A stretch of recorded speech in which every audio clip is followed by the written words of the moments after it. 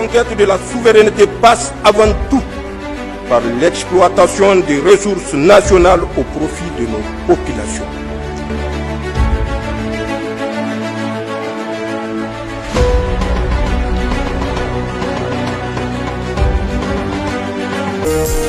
Donc, les bienvenus dans cette édition, une édition que nous ouvrons avec l'agenda officiel, audience au cabinet du président du Conseil national pour la sauvegarde de la patrie, chef de l'État.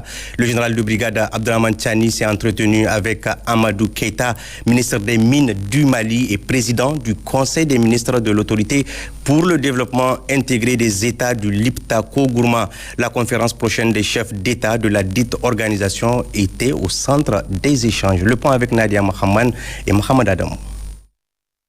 Soumettre au président du CNSP les documents relatifs à une prochaine réunion, tel est l'objectif de cet entretien entre le président du Conseil des ministres de l'ALG et le chef de l'État en sa qualité de président de la conférence des chefs d'État de l'autorité pour le développement intégré des États du Liptako-Gourma. Cette audience avait pour objet le président du Niger en sa qualité le président de la conférence des chefs d'État de l'autorité du développement intégré des États du Liptako-Gourma pour justement qu'il lui plaise d'examiner les projets de documents donc afférents à cette conférence qui doit être convoquée, mais aussi qu'il lui plaise aussi d'échanger avec ses frères du Burkina Faso et du Mali afin de convenir d'une date pour convoquer cette conférence. Et je dois rappeler que avec la création de la Confédération des États du Sahel, l'ALG, forte de toutes les expériences qu'elle a connues et de l'expertise qu'elle détient, doit revoir, donc, si vous voulez, sa configuration, doit s'intégrer dans le nouvel ancrage de l'AES. Et c'est cette décision qui doit être prise par les chefs d'État. Et donc les experts et les ministres avaient travaillé sur les projets de documents. Ce sont ces documents que nous sommes venus soumettre à son Excellence le président Abdraman Tchani. Et je dois dire que nous sommes très réconfortés par cette audience. Le président du Niger nous a tendu une oreille très attentive. Et nous avons compris aussi sa très bonne connaissance justement donc de l'ALG, de son histoire, mais aussi de son rôle au sein donc au niveau donc des 3 États. Le ministre Amadou Keïta a annoncé que la date de cette réunion sera communiquée ultérieurement. Et puis je l'annonçais en titre, le ministre des Transports et de l'Équipement était ce jeudi matin au niveau du chantier d'aménagement des voiries urbaines de Niamey. Le colonel-major Salissou Mohamed Salissou est allé s'enquérir de l'état d'avancement des travaux, particulièrement au niveau du pont de Sorail et celui qui sera construit à la sortie de Niamey vers Filengue. Les travaux exécutés par le Soja Satom Niger avancent normalement conformément au délai contracté. Le point avec Gérard Ablaziz et Youssouf Samela. Le ministre des Transports et de l'Équipement à nouveau sur le chantier des voiries urbaines à Niamey ce jeudi matin. Comme aux précédentes visites, le colonel-major Salissou Mohamed Salissou est venu s'enquérir de l'évolution des travaux exécutés par la Soja Satom Niger. Le chantier de construction du pont de Sorail situé sur la RN1 en a constitué la première étape. À la place de l'ancien pont d'une quarantaine de mètres de long sous-dimensionné, au niveau duquel l'axe a connu une coupure due aux fortes précipitations enregistrées en 2024, surgira un autre de 100 mètres de long et de 2 mètres de haut de plus. Les travaux qui avancent normalement sont au stade de réalisation des poutres et la Soja Satom met les bouchées doubles. Selon Jibo Issa, directeur des projets de la dite société, cette partie du projet d'aménagement des voiries urbaines de Niamey, notamment la sortie de la capitale vers Dosso jusqu'au péage routier, sera achevée en juillet 2026. Le projet inclut également l'aménagement de la sortie de Niamey vers Filengue, où un autre pont est prévu.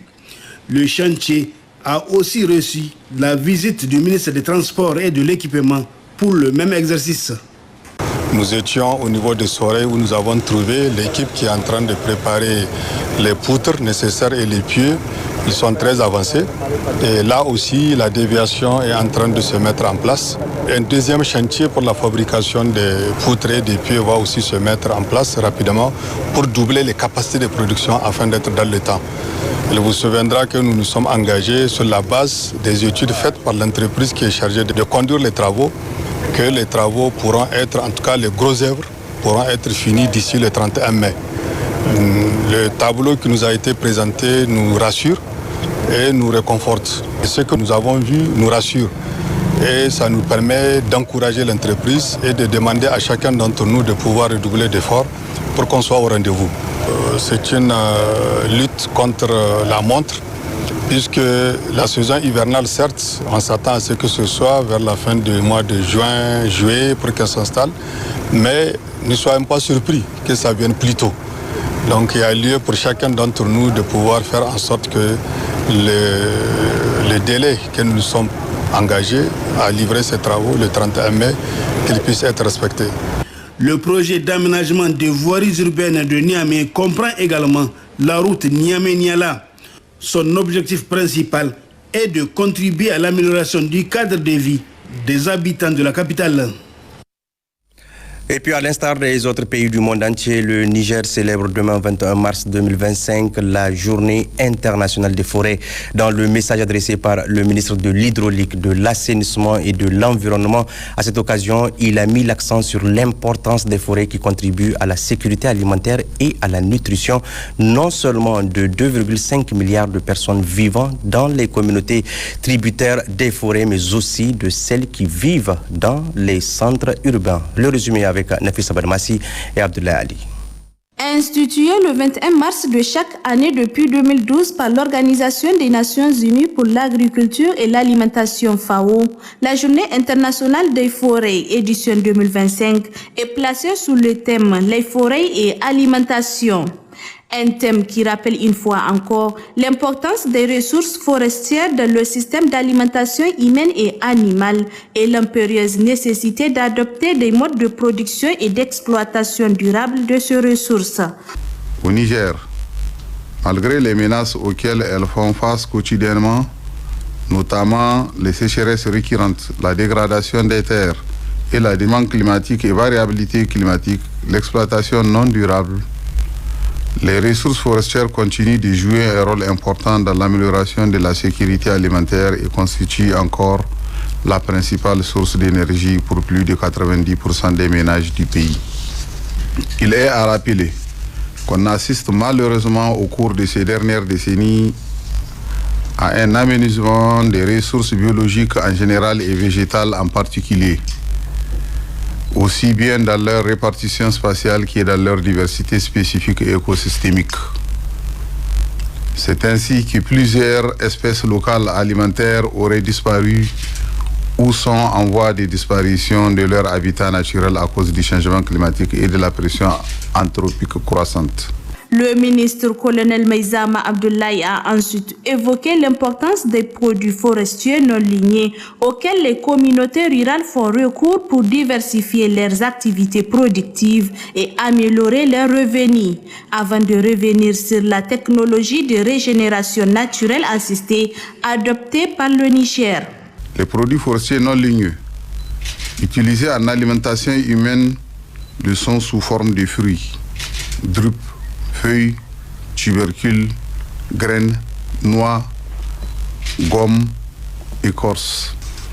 Aussi, en vue de l'adoption du système de la technologie de la régénération naturelle assistée RNA et sa mise à l'échelle au regard des avantages liés plus haut, les plus hautes autorités ont fait de cet objectif un des points de ma lettre d'émission à moi confié par son Excellence le général de brigade Abdraman Tchani, président du Conseil national pour la sauvegarde de la patrie, chef de l'État. Nous devons à travers cet objectif appuyer toutes les initiatives locales de la promotion de l'agroforesterie et de la régénération naturelle assistée.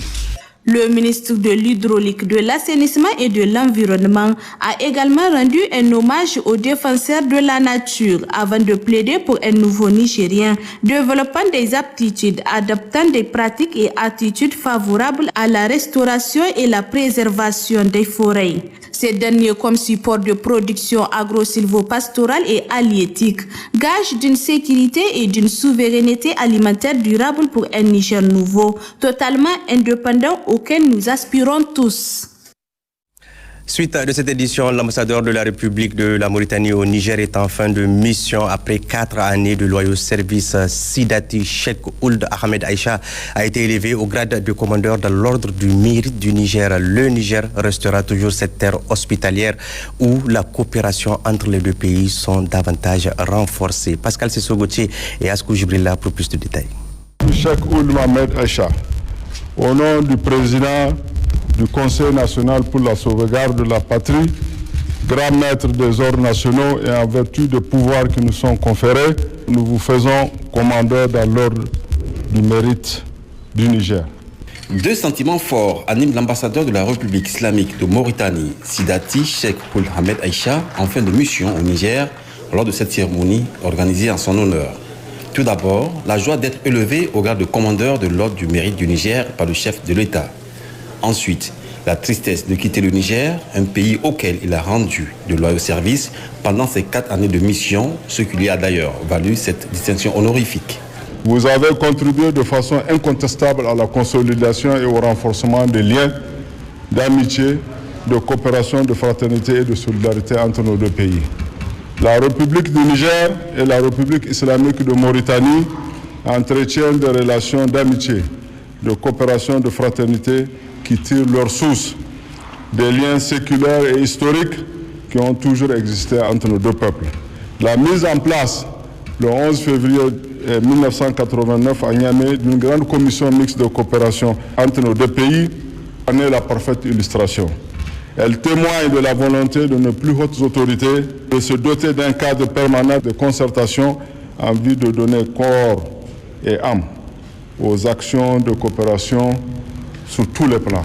Marqué et très ému par la reconnaissance des autorités nigériennes, le diplomate a exprimé sa gratitude à l'endroit du CNSP, du gouvernement et au peuple nigérien pour l'accompagnement qu'ils lui ont fait montre. Cette coopération se perpétue aujourd'hui dans le respect, l'estime et la considération entre les deux chefs d'État, leur Excellence Mohamed Ould Cheikh Ghazouani et le général Abdelrahman Tiani. Le groupe mauritanien Istimar West Africa, qui a déjà à son actif le dos central électrique de Niamey et Zinder, et la cimenterie de Kao en sont des illustrations.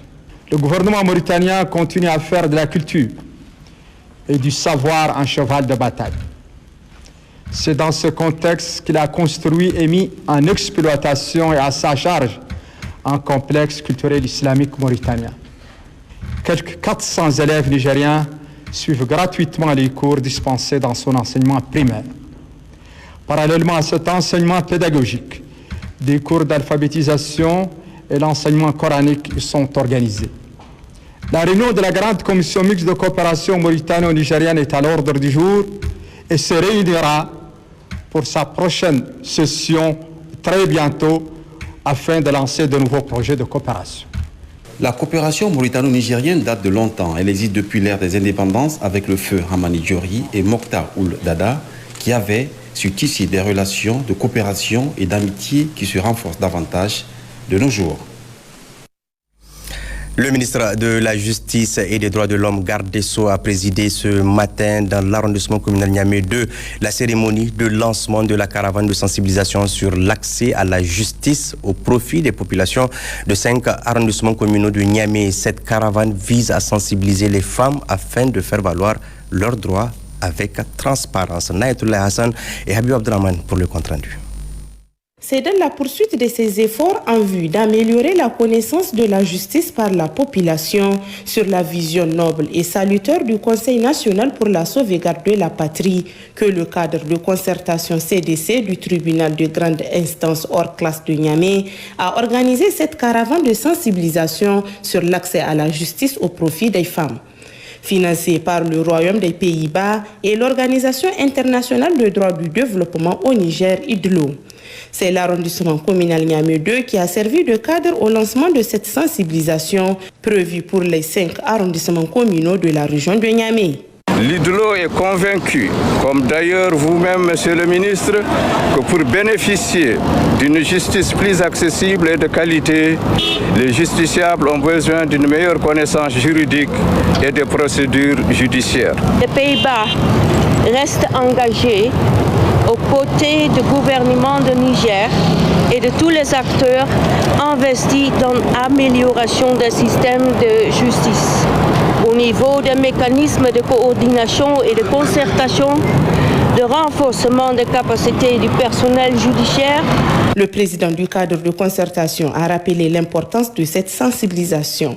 Pour renforcer la confiance entre la justice et les justiciables, il faut que les justiciables comprennent leur justice. Le CDC a décidé, dans le cadre du rapprochement de la justice pénale et des justiciables, d'organiser cette caravane pour expliquer aux populations de Niamey, parce que c'est le CDC de Niamey, non seulement les compétences des tribunaux d'arrondissement communaux qui ont été créés pour rapprocher davantage la justice des justiciables, mais aussi le rôle du parquet dans un procès pénal.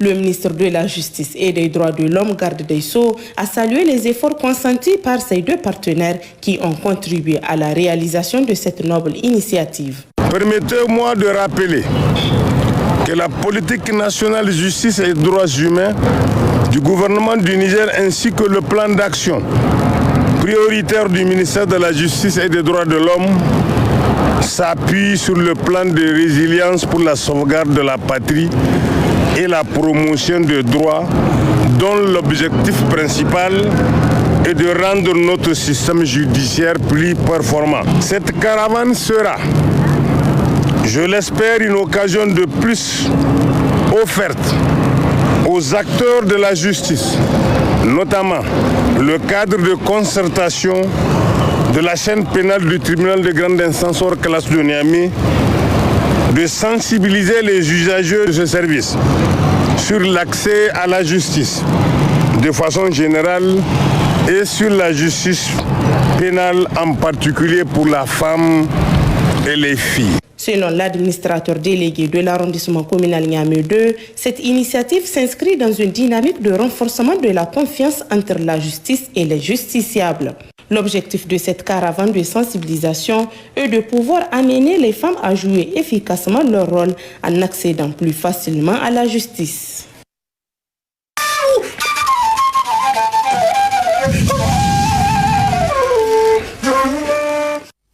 Au Burkina Faso, le président du Faso, chef de l'État, le capitaine Ibrahim Traoré, a rencontré ce jeudi matin à Ziniaré, dans la région du plateau central. La conquête de la souveraineté passe avant tout par l'exploitation des ressources nationales au profit de nos populations.